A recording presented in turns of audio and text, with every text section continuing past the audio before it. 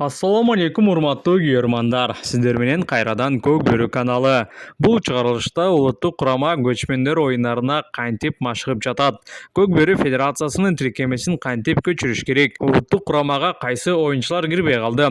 Курманкул Зулушев эмнеге кызматтан кетти? Ушул жана башка суроолорго жооп беребиз. Андыктан видеону аягына чейин көрүп лайк коюуну унутпаңыздар. Улуттук курама команда учурда Ысык көлдө машыгып жатат. Кечээ күнү команда футбол ойношту. Көк Бөрү тиркемесин эми телефонуңуздагы Play Market же App Store'дон жүктөп алсаңыз болот. Бардык акыркы жаңылыктар, видео жана фото маалыматтар, архив барактары жана башка Көк Бөрү тууралуу кызыктардын бардыгы Көк Бөрү тиркемесинде болот. Play Market жана App Store'дон Көк Бөрү деп издесеңиз чыгат.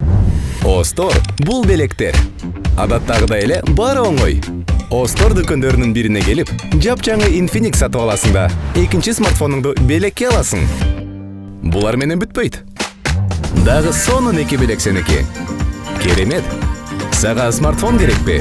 Сага белек керек. Казакстан көчмөндөр оюндарына 4 тайгазан жасатты. Бул тууралуу федерация билдирди. Ошондой эле Курманкул Зулушевдин кызматтан кетиши тууралуу дагы маалымат чыкты.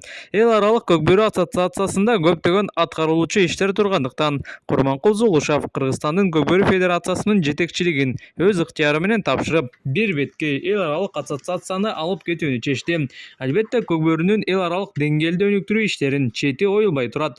Бул спортту дүйнөгө таанытуу үчүн тынымсыз керек. Ал эми Курманкул Зулушев буга чейин эл аралык Көк Бөрү ассоциациясынын башында туруп, Орусия, Өзбекстан, эми Казакстанга өз каражатынан стандарт тайгазандарды орнотуп берди. Айта кетсек, Казакстанга бир учурда 4 даана тайгазанды атайын Кыргызстандан адистерди жөнөтүп жасатты. Дал ошол казандарга буйруса күз мезгилинде көчмөндөрдө дүйнө өлкөлөрү Көк Бөрү ойношот. Бул жаатта Курманкул Зулушевдин мээнети абдан чоң. Ошондуктан Кыргызстандын улуттук Көк Бөрү федерациясы өз алдынча болсо өнүгүүгө өбөлгө түзөрүн белгилеп, ордун жаштарга бошотуп берип жатканын дагы кыргыз Көк Бөрүсүн жаңы деңгээлге алып чыгат деп ишенебиз.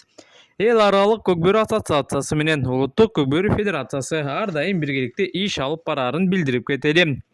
Эсиңиздерде болсо, буга чейин Казакстанга Көк Бөрүдөн 12, Көкпардан өзүнчө 12 улакчы барары айтылган.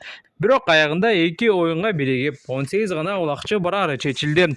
Мындан улам тизмеден 6 улакчы курамга кирбей калды. Алардын үчөөсү Достук командасынан капитан жана коргоочу Кыяс Ниязов, жекеме-жеке чебери Бексултан Абдыкалил уулу жана коргоочу Марлис Койгелдиев.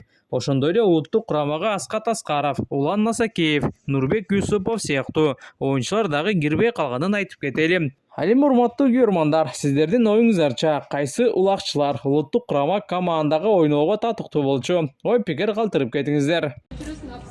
Ой, түбөлө белди тартып алгандай экенсиз.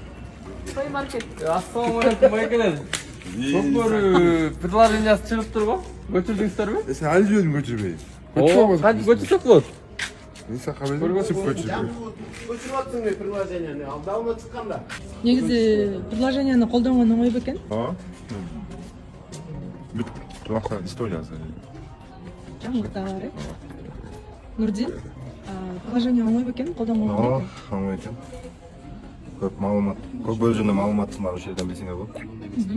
Бардык ким канчанчы жылкы, кайсы оюнду, кайсы команда уткан баарын көрсөңөр болот экен.